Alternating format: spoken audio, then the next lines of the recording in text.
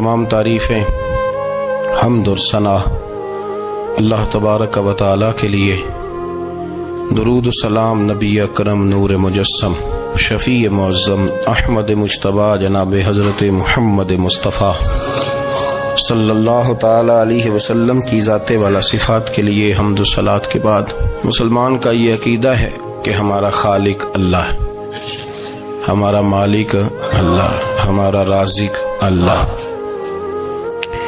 जब ये सारी चीज़ें, सारी अताएं, सारी नेमतें अल्लाह की हैं तो फिर मुसलमान की सारी तवज्जो भी अल्लाह ही की जानिब होनी चाहिए। उसे कोशिश करनी चाहिए कि वो हर मामले में, हर मसले में, हर परेशानी में अपनी तवज्जो अपने रब करीम की जानिब मबजूल रखे। इंसान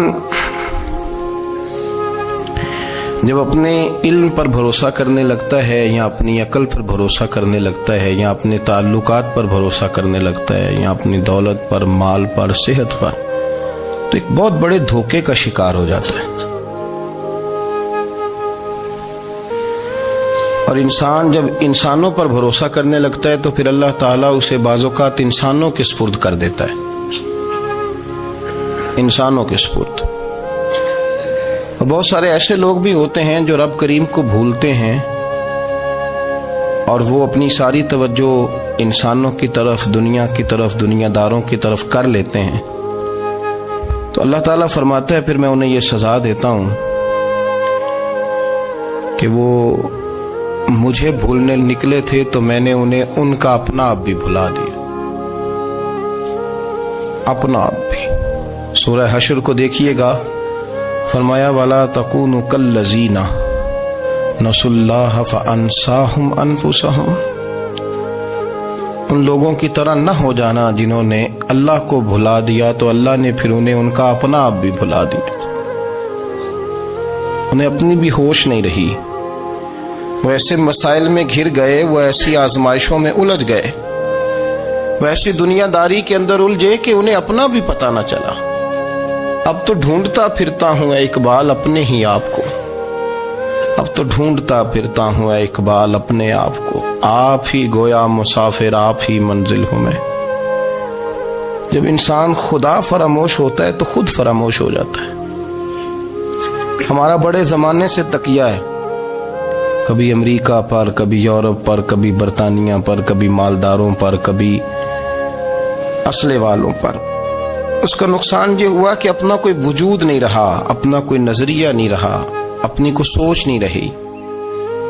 ऐसे महसूस होता है कि कोई मंशूर नहीं, कोई दस्तूर नहीं, लगाम मुंह में है और उसका सिरा किसी के हाथ में है, वो जिधर चाहता है हमें घुमा लेता है। अल्लाह फरमाते हैं यूं ना हो जाना कि तुम रब को भुला दो और फिर तुम्हें अपना आप भी भूल जाए। औलाइका हुमुल फासिकून, फरमाया ये वो लोग हैं जो नाफरमान है अल्लाह के, ये नाफरमान है। जब ये नजरिया बन गया, जब ये जहन बन गया कि पैदा अल्लाह ने किया है, देना अल्लाह ने है, अता करने वाला अल्लाह है, नवाजने वाला अल्लाह, तो फिर सारी तवज्जो दुनियादारों की तरफ रखना, मैं अल्लाह वालों की तरफ तवज्जो रखने का कायल हूँ, मैं वो समझता हूँ, हम उस चीज के कायल हैं। लेकिन वो भी कोई आस्ताना है कि जहां हक मुर्शद का नारा तो बड़ा लगे पर रब का नाम ही ना सुनने को मिले। ये भी कोई बात हुई कि जहां ये तो नारा जोर से लगे कि जीवे जीवे मुर्शद जीवे, लेकिन इस्तिगफार का दर्स ही ना मिले। हर वक्त ये बताया जाए कि यहां आ गए तो बच गए, कैसे बचेंगे? मेरे रसूल पाक अलैहिस्सलाम का दरवाजा सबसे बड़ा दरवाजा है, हुजूर का दरवाजा सबसे बड़ा दरवाजा है। लेकिन मेरे दोस्तों याद रखना, नबी पाक अलैहिस्सलाम ने भी लोगों को जब रास्ता दिखाया है तो रब करीम का रास्ता दिखाया है, अल्लाह का रास्ता दिखाया, अल्लाह करीम का रास्ता दिखाया, लोगों रब की तरफ तवज्जो कराई। मेरे रसूल करीम सैयद आलम सल्लल्लाहु ताला अलैहि वसल्लम ने लोगों की अल्लाह की जानिब तवज्जो कराई और लोगों से ये कहा कि वो अपने रब करीम की जानिब अपना जहन रखें, अपनी तवज्जो अपने अल्लाह की जानिब मबजूल करें। मेरी बात को अच्छे तरीके से समझिएगा, इल्म अल्लाह तबारक व तआला अता करता है, تو اسے اللہ کی عطا ہی سمجھنا چاہیے. کچھ لوگوں کے پاس علم ہوتا ہے پر علم نافع نہیں ہوتا، وہ ٹامک ٹونجا مارتے رہتے ہیں ساری زندگی. علم کو اللہ کی عطا سمجھیں، اپنی عقل پر اپنے شعور پر زیادہ بھروسہ نہ سمجھیں، نظر اللہ پہ رکھیں. حضرت مولا علی شیر خدا کرم اللہ تعالی وجہہ الکریم سے کسی نے پوچھا تھا بڑا عالم کون ہوتا ہے؟ ہمارے ہاں تو اب وہ والے عالم پائے جاتے ہیں نا اللہ ماشاءاللہ، جو ممبر پہ بیٹھتے ہیں تو دعوے ہی دعوے، ممبر پہ بیٹھتے ہیں تو دعوے ہی دعوے. اس طرح کے عالم ہمارے ہاں پائے جاتے ہیں، وہ ہر بات میں دعویٰ کرتے ہیں میں یہ کر دوں گا، میں وہ کر دوں گا. یہ مزاج علماء کا نہیں.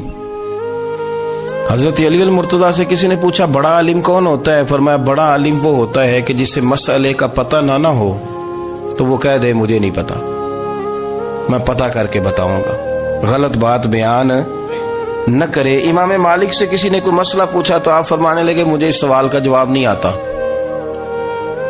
ہمارے بزرگ سمجھاتے کیا ہے. وہ کہنے لگا آپ اتنے بڑے امام ہیں تو اس سوال کا جواب نہیں آتا. آپ فرمانے لگے اگر مجھے ہر سوال کا جواب آتا پھر تو میں خدا ہوتا. مجھے ہر سوال کا جواب نہیں آتا، مجھے تو اتنا آتا ہے جتنا میرے رب نے مجھے عطا کر دیا ہے. اپنی نظر اللہ پہ رکھیں، نکل آئیں اس معمے سے باہر کہ میں کوئی بلا ہوں، مجھے بڑا پتا ہے، میرے پاس 6 ڈگریاں ہیں، مجھے 10 جگہ پہ تدریس کا شغف حاصل ہے، اس سے نکلیں باہر. قرآن مجید دیکھیے گا اللہ تعالیٰ نے ارادہ قدرت فرمایا کہ میں حضرت آدم کو بناؤں گا. پھر بنانے کے بعد فرمایا فرشتوں سجدہ کرو آدم کو. سب نے سجدہ کیا الا ابلیس ابا واستکبر وکان من الکافرین.